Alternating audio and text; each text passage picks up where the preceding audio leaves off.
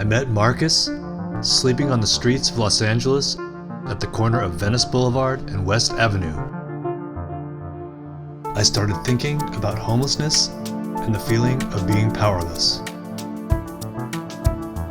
17 out of 10,000 people in the United States experience homelessness in a single night. 567,000 people represent a cross-section of America. They are in every region of the country, every gender category, every family status, and every racial and ethnic group. The most striking disparity can be found among African Americans, who represent 13% of the general population but account for 40% of the homeless and more than 50% of homeless families with children.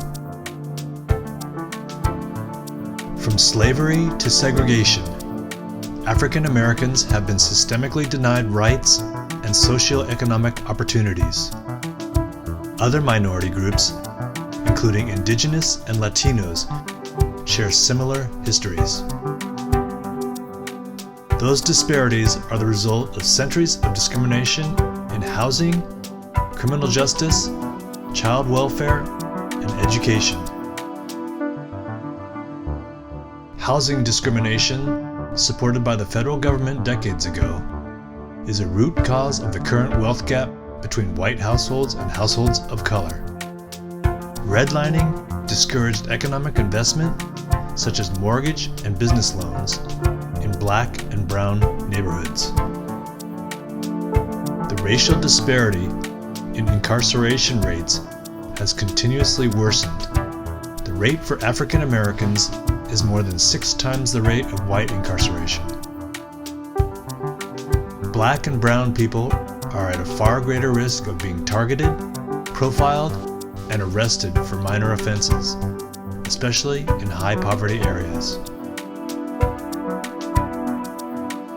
The U.S. educational system is one of the most unequal in the industrialized world, and students routinely receive dramatically different learning opportunities based on their social status.